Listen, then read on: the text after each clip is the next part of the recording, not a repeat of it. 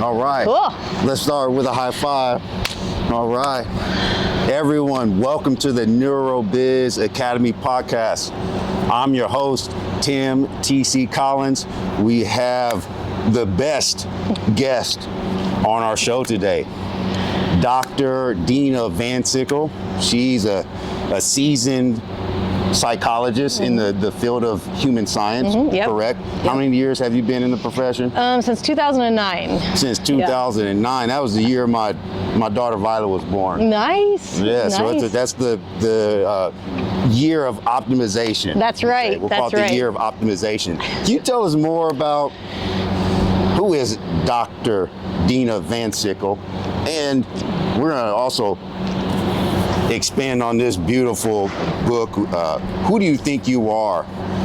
The process of becoming. Yeah. It's been a blessing to my life, and Dr. D, she's an amazing human being. A remarkable story of overcoming obstacles and the growth. She can expand on that idea more than I can, because it's her story. You kick it off, Dr. D. All right. Well, I go by often Dr. D because when they see my name, they want to call me Deanna. So D is the easy way to remember my name. But yeah, so I'm an executive coach. I'm an author and I'm a speaker. As you referred to, my PhD is in human science, and I have a specialty on the psychosocial well-being of people. And so what does that mean? That means that I work with individuals and organizations to help uncover the truth behind their challenges. So the idea is that if we look at the root cause and not just alleviate symptoms in problems that show up in life, then we can actually cure and heal what those problems are, rather than just being a hamster on a treadmill trying to alleviate symptoms. And so my specialty is really digging behind the problems to find the truth, and then to help people uncover their insights, or organizations uncover the insights, and then tackle the truth instead of just alleviating or managing symptoms. So that's kind of, in a nutshell, what I do. Wow. Talking about digging deep into a person's psychology to reveal the truth of their behavior, or why that individual behaves a specific way. Can you elaborate on a concept in your book? It's called Deal to Heal. Yes. Which was a blessing to me. How does that perspective identify with the work you're currently doing? Yeah, so deal to heal means to me that you can't heal what you won't look at. You can't heal what you avoid. And I think a lot of companies and people go through life having a pain point, but sort of refusing to look at it. And so if we can uncover sort of the pain and look at what it's trying to tell us, and I actually think pain's a blessing, pain's a gift. Usually on the other side of pain is a possibility that you've missed because you're avoiding looking at the truth. Wow. And so, you know, I always think of like the boogeyman in the closet. If you think it's there, it's big and scary, but when you go look, it's not even a real threat, right? He's warm and cuddly. Right, right. So that's maybe not cuddly. Probably not, but more cuddly than what your mind made it up to be, Right. which our minds are oftentimes the places where we operate from a place of scarcity. And if we don't avoid fear or pain and instead go look at it, then we can find out like what it's telling us. And I think the pain often is like we have our mind, body, and spirit saying, hey, there's something that's unresolved, and if you would just come spend some time with it and look at it, we together can manage a way to look at the gift of it and to live more in alignment with our truth. Live more in alignment with the truth. There's another concept or term that you identified with and it's not in this book, but it was on your biography. It's spelled Teousia. Yes. Teousia. Teousia. Yeah. The essence of that which is true. Yep. Yeah. Can you expand on that idea? That's a profound concept in and of itself. Yeah, well, thank you. I would love to. Actually, a long time ago, in 1993, I was sitting in North Platte, Nebraska, on 4th Street and A Street. At that corner, a stoplight was there. And I thought to myself, I'm going to create a wellness center someday. Wow. Now, the wellness center has only come to fruition in the way that I help organizations and people come into wellness. Mm-hmm. But at that time, I created that word, Teousia. It's from a Latin Greek word from way back in the day, ousia. But the definition of Teousia is the essence of that which is truly real. And that's the ethos that really grinds me into the work with people and organizations when it gets really hard. Because if we're all willing to look at our deepest, truest selves, then the world is full of possibilities from there. But I have a saying that says, stop pretending and start becoming. Because I think that we operate oftentimes. She's doing work on me today. Hey, it's work on all of us. We're a process of becoming. Stop pretending and start becoming. Yep. Yeah. Yeah, please expand. Well, if you think about our actions and our beliefs are always formed by our thoughts, okay? And when we come into this world, I have a saying about your truth, and your truth is that which you had before you were born. But when you become born, we start taking on the beliefs and the thoughts of everything around us, or we try to create meaning from the experiences that happen to us. And I think year after year, time after time, layers of meaning start wrapping around your true self. And they create a disconnection from the truth you had before you're born and wrap you into sort of the truth that the world said you should be. And the more we can peel away those layers of pretending or take off the masks or quit being a chameleon and instead grind down into who we truly are, our core values, the truth we had before we were born, align those with our beliefs and thoughts, then we will create actions that move us always in the next right direction. And then our path of becoming becomes really our path instead of the path that the world or those around us thought it should be. Wow. Yeah. Incredible. Yeah. Heaven is real. Yep. Earth is real. Yep. The world is not. Correct. We oftentimes as humans allow the world to dictate the steps we make in life, opposed to allowing God's word and unified wisdom guide us into our future. You said something in chapter 11. It was your personal, your mission statement or your serenity prayer. Oh, yeah. Let me find that. Yeah. Oh, right there. Can I read that? Yeah. It says, that is my version of the serenity prayer. I accept what I can't control and remind myself every minute of every day that what is being done to me is not going to become me. My mantra becomes, it's what's inside that counts. So what's inside of you that counts? Yeah, so I think what's inside of people that counts is their own truth. And while that seems maybe like a cliche, it's a deep dive into what are you willing to die for? What are you willing to stand alone for?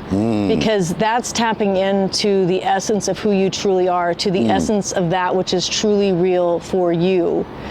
And that's what defines you. But oftentimes in life, so I was abused as a child. And so the epiphany of I will not become what's being done to me happened to be a voice, and I believe from Jesus, who I refer to as my big brother, because he is older than I am, and he has walked the talk. And so I look to him for like, how can I walk in a way that creates freedom and peace? And in that moment when I was really feeling awful about myself at a 9-year-old level because of the abuse, I felt really disgusting and horrible. And I just felt a whisper inside of me that said, hey, what is being done to you will not become you. And that made a lot of freedom in that moment for me. So no matter how icky people feel, or how decisions maybe they've made, or things that have happened to them, we don't have to be victims just because we're victimized at all. That's not our truth. That's kind of like, if we carry that burden with us, it's like we're drinking poison that was never meant for us to swallow. And again, that's why if the more rooted we can get in our organic truth, the more strong we can stand in the face of adversity. And it takes work, and it takes looking at pain, and it takes finding the places where you act from a place of scarcity, because after you get through that, you find your power. That's amazing. Yeah. I heard a quote recently, pop singer Shakira. My daughter was watching a show on Disney Channel, and she was there performing, and there was a quote I will never forget that came out of her mouth. Once you learn how to fly, walking gets boring. Yeah. How does that concept correlate with your work and how you gain the strength to write this beautiful memoir? Yeah. I think, say the saying again, once you learn how to fly, walking gets boring. Walking gets boring. Yeah. Well, this is just a candid conversation and not that prepped, but my first thought is that we tend to stay on the ground when we're operating from what we think the world wants of us. That will keep you playing small. When you tap into your strengths, your truth, you live by your core values, you can't help but fly. And when you decide to operate from a place of abundance and from a place of love and compassion, that's what creates freedom. And I think that's really what everybody's after in our world, peace and freedom. But peace and freedom starts from within. And when you start living that, it is like flying close to God, right? Not being on the ground, all micro-focused on what the world wants, because that's operating from a place that's just trying to keep us safe in our own little place of scarcity.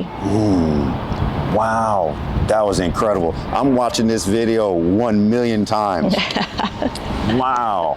Why did you write this book? Well, you know what? Who do you think you are? Where did that come from? Yeah. I read. I'm getting deeper into the book. I have an idea. I want them to hear from you. Where did that concept come from? Who do you think you are? Yeah. Well, that question was asked of me oftentimes when I was growing up, but it wasn't really a curious question of like, who do you think you are? It was more said like, who in the hell do you think you are? From a condescending tone. Yeah, or like thinking I was getting sort of too big for my britches. Oh my goodness. And one time it was said to me, and for some reason, said it to you? Well, my parents, but if you're a parent, don't say that to your kids, okay? Say something else. What should they say instead? Well, they can say it. It's kind of how you say it, right? Like, well, who do you think you're going to be? Like, who do you want to be?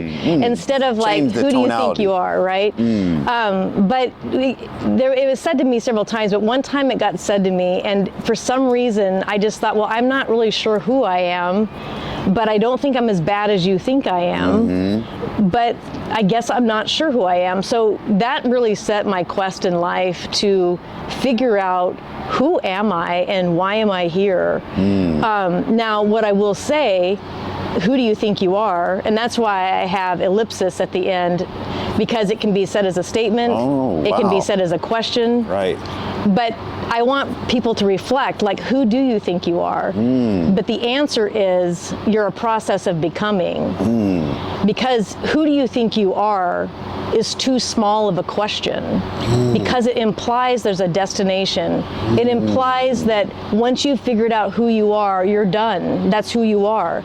And that's not true of human life. While we're here, we're already always operating in a place of becoming. Who do we want to become? And as you tap into your truth and live your core values and get your thoughts and beliefs lined up with your actions, then you make your next right moves on your path of becoming. Wow. So, yeah, I think when we die, right, we want to be able to look and say, am I okay with who I showed up in life? And as you're becoming, for me, that's kind of the compass. How can you fully embrace love from a place of truth and do good for the world that settles with your soul?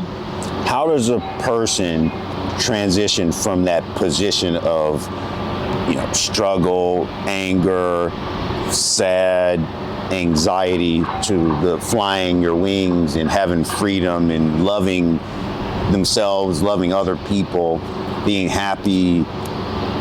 Now they're in a position to contribute and make a difference in their community. How does a person cross that bridge? Yeah. I mean, some of it we talked about a little bit earlier, which is you have to be able to go face the pain that you feel inside. Face the pain. Can you talk maybe slightly deeper into that? Yeah. Facing, that's hard, because pain, if you feel any pain, like if I touch a stove, you pull away from it. Any type of pain, mental or physical, it's human nature to separate from it. Sometimes the pain can be, they said, good possibility when you lean into it the right way. But how does a person get to the level where they're able to take that type of action? Yeah. Well, I think, first of all, pain is wisdom. Pain is so if you feel pain, sometimes it's telling you need to set a boundary. Sometimes it's telling you to maybe somebody needs to be out of your life. Sometimes pain is something you're avoiding. I think a lot of people deal with pain, and this is in the book, but out running, out numbing, out thinking, out doing, out drugging, out whatever it is to escape from pain is just going to mask the pain even deeper. And if we can look at the pain as wisdom for alignment with our actions, that's what creates us walking in a better path, Wow, that's such an incredible answer. You talk about your siblings. Do you feel comfortable talking about your siblings? I do. You have Shauna, Billy, Brett, and Shane. Yeah. 3 of them are not here now. 2. I haven't, and you're totally right by that, because there's Billy, which is my brother Billy's younger boy, that is not here. Okay. Yeah. Wow. Yeah. Do you feel comfortable talking about your siblings, a relationship you had with them? I do. Yeah. Yeah. Please share with us some, maybe the highlights you experienced with your family, with your close siblings. Yeah. My sister and I were only 10 months apart, and she was the older one. And I oftentimes think about her path versus my path, my brother's path versus my path. And really the only thing that separates us is choices. We all have really good hearts. We're all really good people. Their choices to numb the pain, just looked like drugs and alcohol. And you know what? The body does store pain. There's a lot of literature on that. And when you're a young kid and have abuse happening to you, you don't understand how to verbalize it, and also where are you going to take it. There's not a lot of people that want to do something about it. They might want to do something about it, but they don't for whatever reason. There's a lot of reasons. But there's a really powerful point in the book that my sister, who was a bit older, would come in and save me from abuse. Right? Shauna would, yeah. And at the time I didn't understand it because I was so young. I was 7 years old.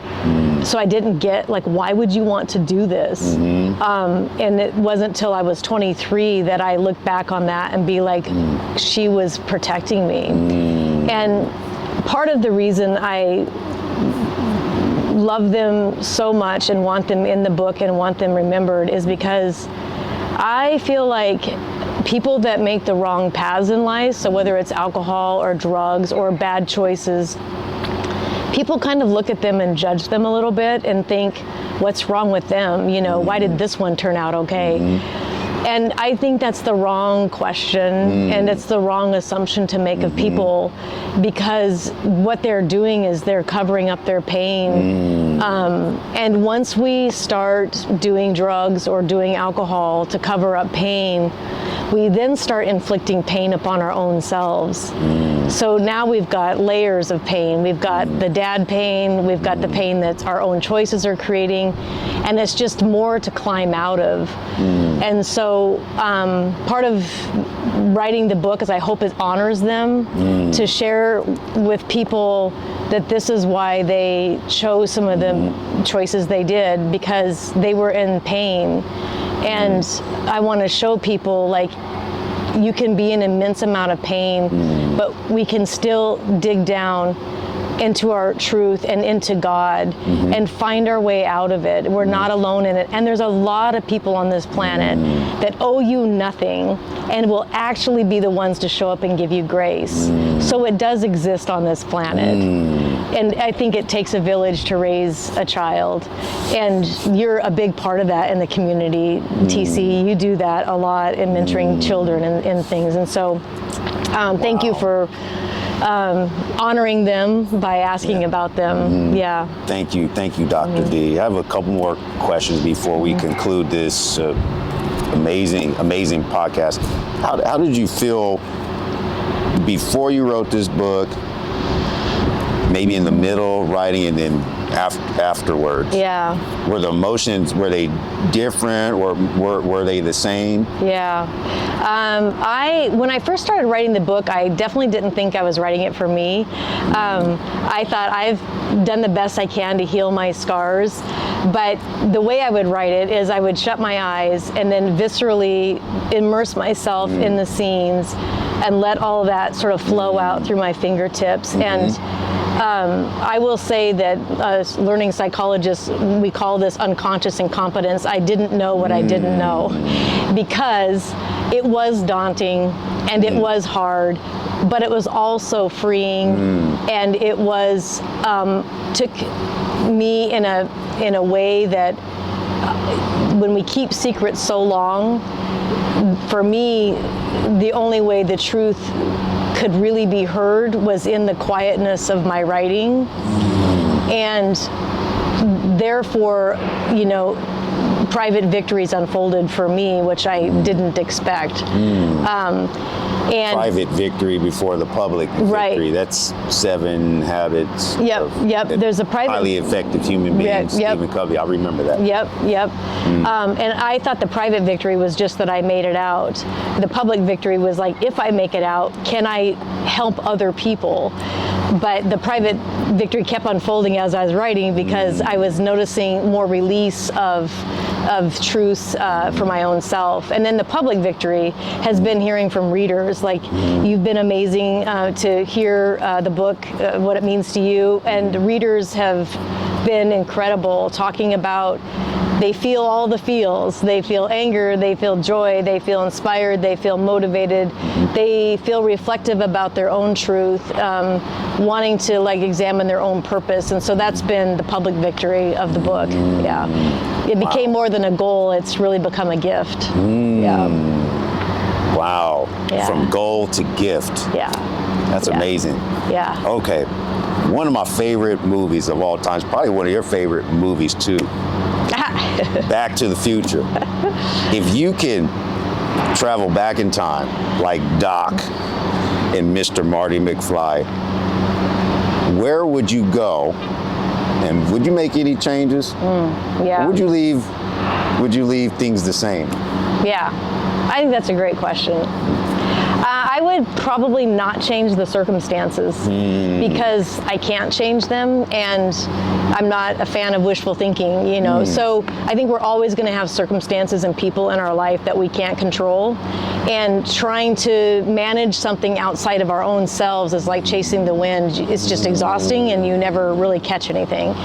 So what I would change if I could talk to myself at a younger age is probably my come from discipline. And what I mean by that is I was very disciplined because all of that discipline, you know, was extreme inner order just to counteract the outer order, the outer world that was so chaotic. But it probably looked a little bit like strength and wisdom on my part. But inside of me, there was a lot of anxiety and a lot of fear. And so what I would change is I would tell myself, like, Deanna, discipline is freedom, true. And do disciplines or habits or rituals because you love yourself and not because you're afraid of the world. And that would have made such a difference in my expansion of truth for me to live it more outwardly and not take so long to find it. So that's what I would change is, you know, when we operate from a place of love and compassion, it expands us. We operate from our organic self, our truth. And when we operate from a place of fear, like of the world or situations or circumstances, then it constricts us. And when we get constricted, really who tries to running the show is the ego. And that's quite destructive. Yeah.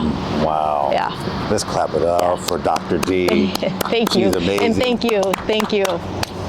Dr. D, you are a well of wisdom. You are a blessing to me. You're a blessing to this community. I feel much better, you know, having this conversation with you. Now, where can people or our viewers find this book? You need to go get this book, and I promise it's a great read. It's her life, part of her life. Yeah.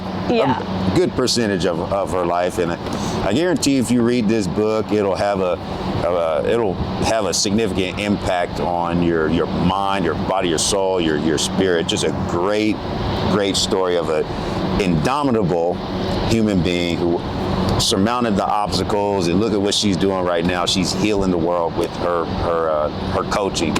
Thank you so much. Thank you so much. You can find it on Amazon. Who do you think you are? ... That'll bring it right up. So, a process of becoming is who we all are. The process of becoming. Yeah. All right. High five. Thank you. All right. Everyone, please like this video, share this video, and subscribe to the NeuroBiz Academy podcast. And remember, in the wise words of Forrest Frank, if your life is on roller skates, God, he's not making any mistakes. You're a blessing. He has your back. We'll see you on the next video.